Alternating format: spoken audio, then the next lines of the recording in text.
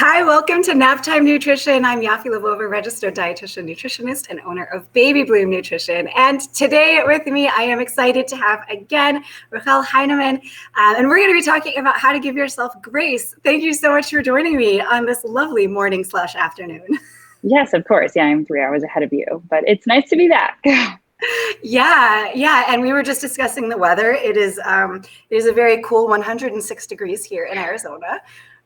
Which is an improvement over last week when it did actually hit 120. And so that's why it's really important that during the summer and during the pandemic and during parenting in general, we are able to look at the circumstances and give ourselves grace, like go easy on ourselves.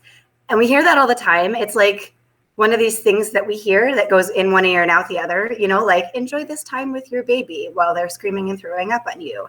And not enjoyable. Thank you. No, not that enjoyable. But people say things and it seems like it's something to say to make someone else feel better, but it doesn't actually make so much sense. So let's break it down. What does it mean and what does it look like? Yeah. I mean, it's kind of, we have to break it down into a lot smaller pieces, why people kind of strive for this almost, I'll call it perfectionist or Wonder Mom, Super Mom sort of role. And I think we have a picture in our minds of who we want to be. Let's just say we're talking about parenting now. So we have a picture of what kind of mom we want to be. Cat mom too. Yeah, my cat just joined us. And it's usually perfect. Now, we have to understand that as humans, perfection is not possible by definition. And so we're going to be setting ourselves up for failure or disappointment every single time. And so if we lower our standards, and I don't want to say not to be a good mom, but just kind of taking out the perfection in it. It's okay if I mess up.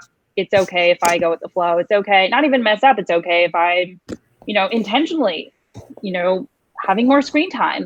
It's okay. Because if I hold myself to these perfect standards, it will never happen. And then I'm just setting myself up.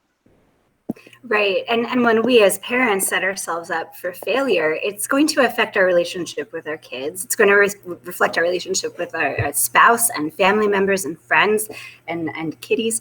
And the thing is, sometimes things just really don't matter all that much, but we put so much pressure on every decision that we make. And I think it's important to remember that not every decision is the end of the world. And like right now, I took a long time to get ready this morning because I didn't want to get out of bed. My kids are having breakfast by themselves. They're older. I mean, the twins are nearly 8. But is that ideal?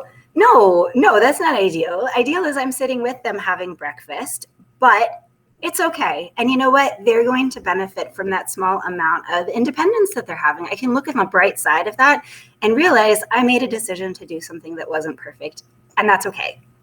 Yeah. Or I would even say, from coming at it from a different perspective, that you're actually doing them a service, because if you were to get up at the crack of dawn and be grumpy mom the entire day, then they would suffer and that would be damaging to them.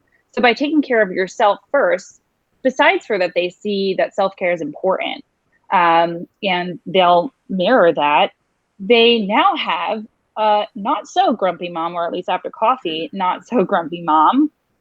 And they can connect with you in a very different way. So I think that sometimes it's actually ideal to do what feels, quote, wrong in the moment.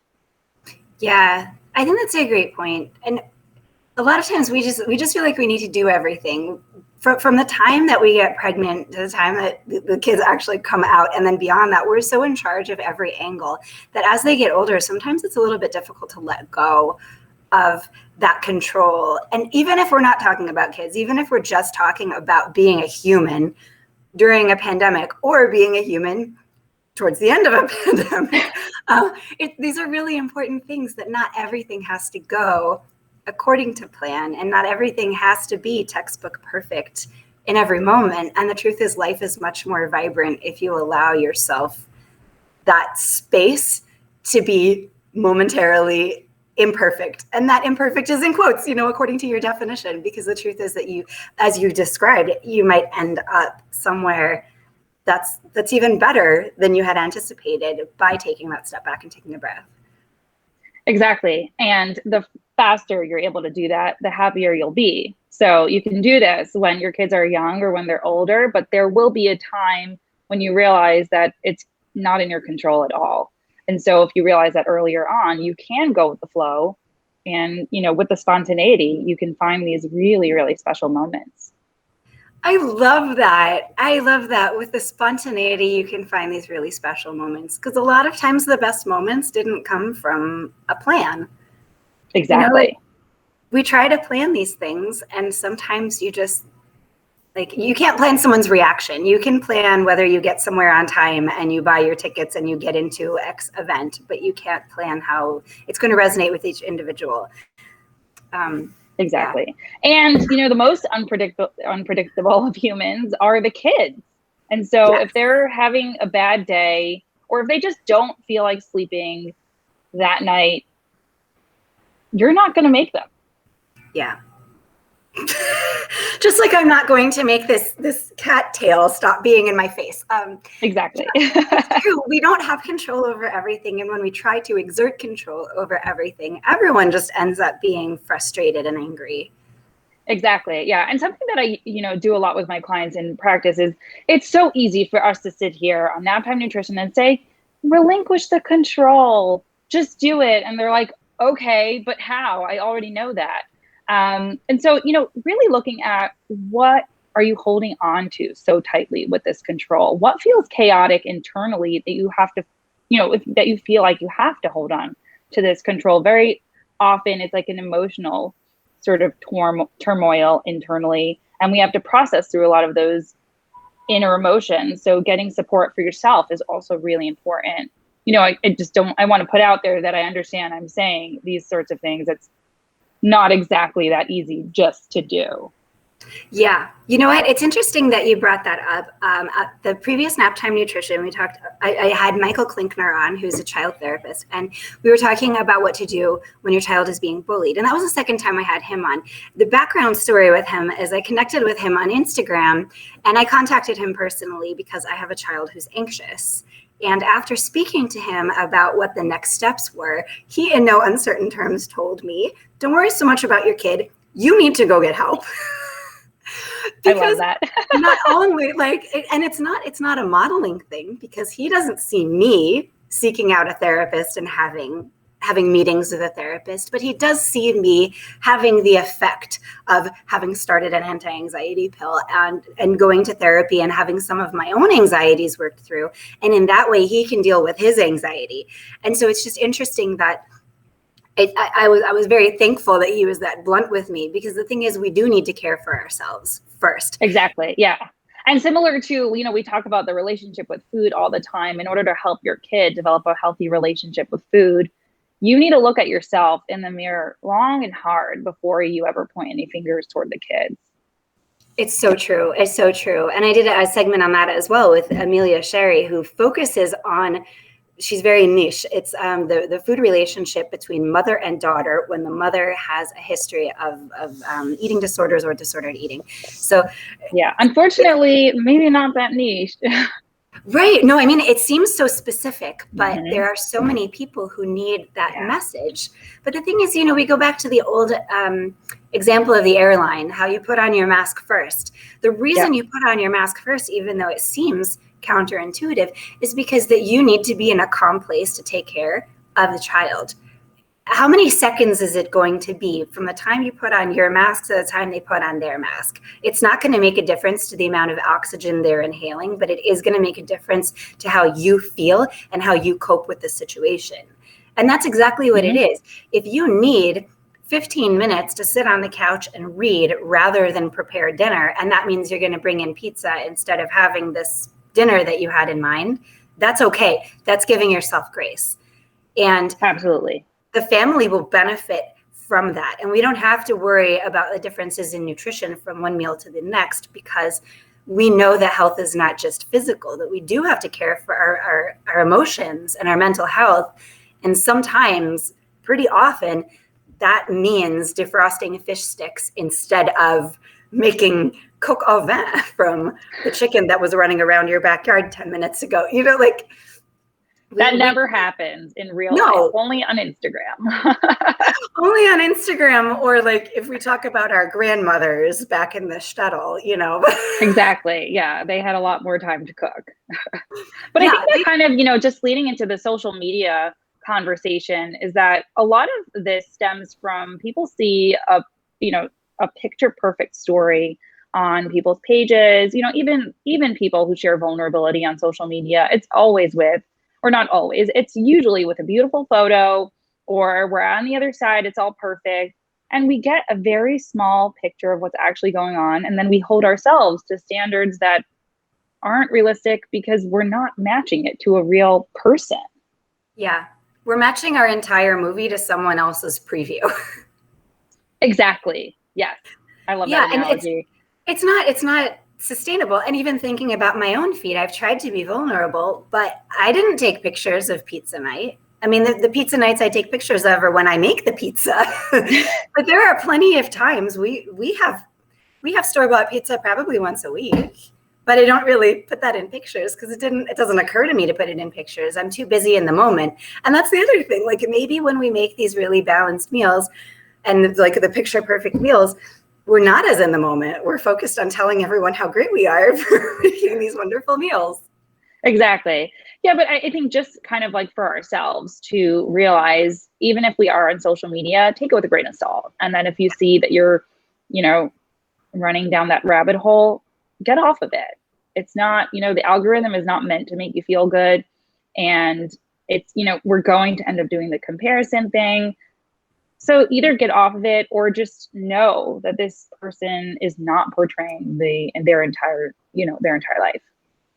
It's true, because nobody is. Nobody's portraying their entire lives. It's partially because who gets out their camera to take a picture when their child is having a tantrum, or, it's just not kind. You should maybe help your child through their emotions, not take pictures for social media. And that's why we don't have that much up there. We take pictures of the perfect moments.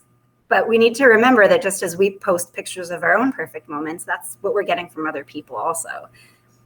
Yeah. Exactly.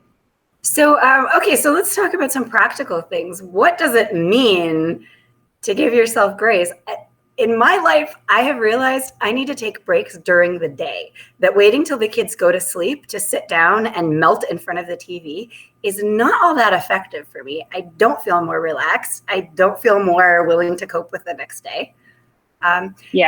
So for me, I need to take conscious breaks. I need to sit down with a book and have some quiet space for a little bit. And I'm going to get better at that.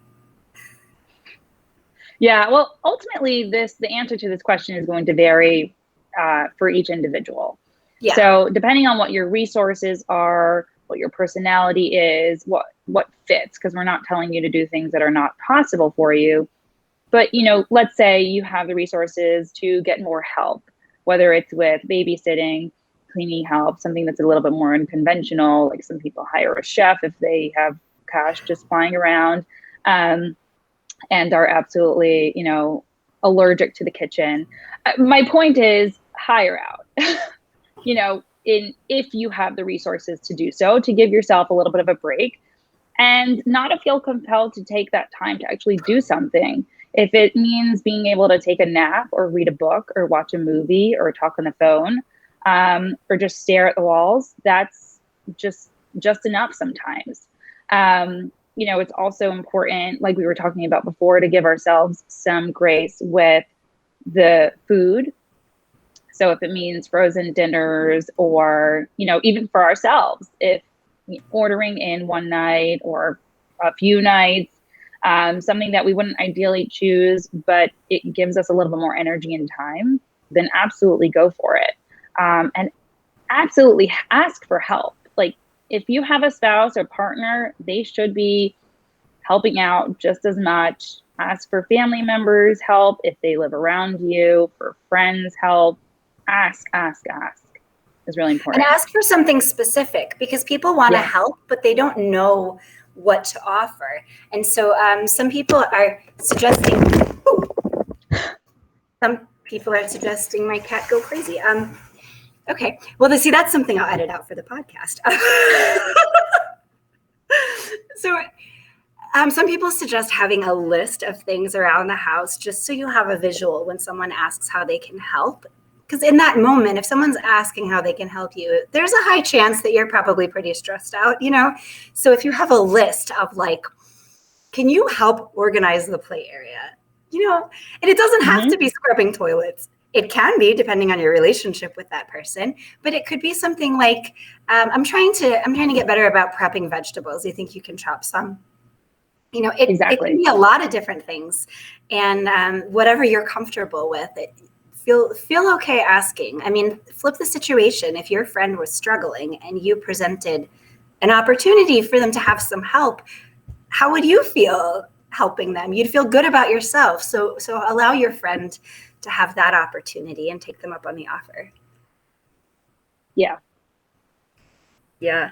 And I think it's also important. We talked about family food, and you brought up needs for the individual. I think it's also important that parents remember that they deserve more than a piece of cheese eaten in front of an open fridge for lunch. Okay. Yeah. And we're not talking about like dieting or weight there. It's just the idea of stress. So there's so much going on that you don't stop to treat yourself the way you would treat a friend. And the truth is, if you had a friend coming over, you'd probably at least put the piece of cheese between two pieces of bread or something, right? Or on a plate near a chair and a table. shut the fridge and sit down. You know, like, how much time is that actually going to take you? And how much better are you going to feel about yourself when you have something that's more substantial that you've eaten? Because the thing is that your body needs it. Your mind needs it too. Exactly. Or even if it feels like something that isn't, you know, I don't even know what word to use, conventionally healthy, fun foods, whatever sort of, you know, less, whatever words, these are just, I don't want to get into the mine over there.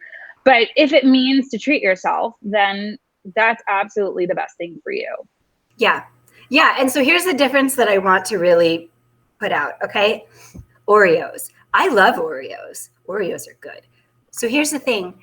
If you have this container of Oreos and you're feeling snackish and it's around noon, are you having the Oreos? Well, ideally you can have it like with lunch, but ideally you're not just wandering through the kitchen, grabbing an Oreo because that's out, shoving it in your mouth, mindlessly eating it and going back to work. Because the thing is that the issue isn't the Oreo. The issue is how you're approaching the idea of eating. Okay, because you need to recognize your body has needs. And while Oreos taste good, Oreos should be a choice rather than a default. Exactly. And by doing that is actually the opposite of what we're saying to do, that taking care of yourself is to go and get the two pieces of bread and put the cheese in between. And if you're being fancy, put it in the sandwich maker, and not to grab the Oreo unless you want that for a dessert or together with it. On the other hand, if you already finished lunch and you're like, oh, those Oreos look really good, I'm going to sit down and, you know, really enjoy them, then that's, you know, that's also good, but not in lieu of, obviously. Yeah. And that's the thing, because there's subtlety there. There's nuance. And we as a society don't really like nuance right now. So to sum that up, Oreo good, eating good, taking care of yourself good. It's all context. You know, exactly. You don't want the Oreo to function as something that's just convenient and will suppress your appetite enough that you can ignore your needs longer. That Oreo needs to be something that is attractive and delicious and a choice that you make to sit and enjoy that. It doesn't take the place of lunch, especially if it's one Oreo. Yeah. Yeah. So we have this situation a lot, especially with parenting, especially with working. And we have this society where generally both parents are working now. We lead busy, stressful lives. And it's going to be less stressful if we can take care of ourselves a little bit more. And that means giving ourselves grace. That means looking and seeing our needs and understanding that our needs are important and that we should look for ways to meet our own needs independent of our jobs and our lifestyles and our kids. Yeah. And I think just, you know, to add on to that, a really good way to kind of look at this, if we're going to look at it in a much more long-term sort of way, is to really identify what our values are in life. And, at the end of our life, what are the things that are going to matter to us, so that when we make the in the moment decisions, it's which one is more important? Is it to, work extra? Is it to spend time with the kids? Is it to make the dinner? Which one is going to align with my values? Because then the choice is pretty easy. Right. Wow. That's really good. So I want to hear from the audience. We don't have anyone watching currently live, but when you watch this later, I want to know, what is one thing that you can do to take care of yourself today? What is something that you can do to give yourself grace? Or maybe something that you can stop doing or lighten up doing, or something that you can introduce to your schedule in order to feel a little bit better. I am going to I'm going to do a dance video today. I really like doing fitness videos with the Fitness Marshal on YouTube, and I'm going to do that today as part of my self-care because he's awesome and I feel better after doing it. And I'm also going to sit down on the couch for 15 minutes and read and not do anything else during daylight. Yeah, that's what I'm going to do to give myself grace. Yeah, and what I'm going to do, because over here it's supposed to rain the entire afternoon, so maybe... Well, so then we're stuck inside. So maybe I'll just watch a movie, and that's what the afternoon is going to look like. Awesome. I think that sounds good. Well, I think we've done a pretty good job covering this topic. I do want to hear from the audience, but where can people find you and find more from you? Sure. So they can either visit my website, that's rachelheineman.com, or I'm on Instagram at rheinemanlmhc. And that's going to be written out because Heineman is not exactly something that you can spell intuitively, And no, it is not. So if anyone wants to try, let us know how that goes. But exactly. It will be written out on all the things, so you can probably just click it rather than do that guesswork. Yeah. Then feel free to reach out if you have any other questions. Yeah, well, thank you so much, Rachel, for joining me today for the second time. I think this is really great, and I hope that we are able to help some other stressed out people to gain a little bit of sanity today. Yes, and thank you for having me.